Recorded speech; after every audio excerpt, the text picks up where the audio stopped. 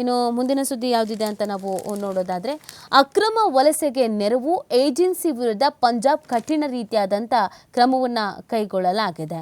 ನೋಡಿ, ಭಾರತೀಯರನ್ನ ಅಮೆರಿಕಕ್ಕೆ ಅಕ್ರಮ ಮಾರ್ಗದ ಮೂಲಕ ಕಳಿಸುವ ಏಜೆಂಟ್ಗಳ ವಿರುದ್ಧ ಕಠಿಣ ಕ್ರಮಕ್ಕೆ ಪಂಜಾಬ್ ಸರ್ಕಾರ ಇದೀಗ ಮುಂದಾಗಿದೆ. ಇತ್ತೀಚೆಗೆ ಅಮೆರಿಕದಿಂದ ಗಡೀಪಾರಾಗಿ ಬಂದ ಬಹುತೇಕರು ಪಂಜಾಬ್ ಮತ್ತು ಹರಿಯಾಣ ಮೂಲದವರಾಗಿದ್ದು, ಅವರ ದೂರಿನ ಹಿನ್ನೆಲೆಯಲ್ಲಿ ಪೊಲೀಸರು ಕ್ರಮವನ್ನು ಆರಂಭಿಸಿದ್ದಾರೆ. ಅಮೆರಿಕದಿಂದ ಗಡೀಪಾರಾಗಿ ಭಾರತಕ್ಕೆ ಬಂದ ಅನೇಕರು ತಮ್ಮನ್ನ ಟ್ರಾವೆಲ್ ಏಜೆಂಟ್ಗಳು ಡಂಕಿ ಮಾರ್ಗಗಳ ಮೂಲಕ ಅಮೆರಿಕಕ್ಕೆ ಕರ್ಕೊಂಡು ಹೋಗಿದ್ರು ಅಂತ ಆರೋಪಿಸಿದ್ರು. ಈ ಹಿನ್ನೆಲೆ ಭಾರತಕ್ಕೆ ಮರಳಿದ 104 ಅಕ್ರಮ ವಲಸಿಗರ ಪೈಕಿ ಪಂಜಾಬ್ ಮೂಲದ ದಲೇರ್ ಸಿಂಗ್ ಅವರನ್ನು ಅಕ್ರಮವಾಗಿ ಕಳಿಸಿದ್ದ ಅಮೃತಸರ ಜಿಲ್ಲೆಯ ಟ್ರಾವೆಲ್ ಏಜೆಂಟ್ ವಿರುದ್ಧ ಪಂಜಾಬ್ ಪೊಲೀಸರು ಪ್ರಕರಣವನ್ನು ದಾಖಲಿಸಿಕೊಂಡಿದ್ದಾರೆ. 2023ರಲ್ಲಿ ಸತ್ನಂ ಸಿಂಗ್ ಎನ್ನುವ ಟ್ರಾವೆಲ್ ಏಜೆಂಟ್ ಅಮೆರಿಕಕ್ಕೆ ಕರ್ಕೊಂಡು ಹೋಗೋಕೆ 60 ಲಕ್ಷಕ್ಕೆ ಒಪ್ಪಂದ ಮಾಡಿಕೊಂಡಿದ್ರು.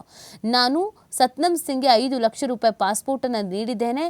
ಅವರು ನೈಜೀರಿಯನ್ ವೀಸಾ ನೀಡಿದ್ರು, ಆದರೆ ಮುಂದಿನ ವೀಸಾ ಸಿಗದ ಕಾರಣ ಹಿಂದಿರಬೇಕಾಯಿತು ಅಂತ ದಲೇರ್ ಆರೋಪಿಸಿದ್ದಾರೆ.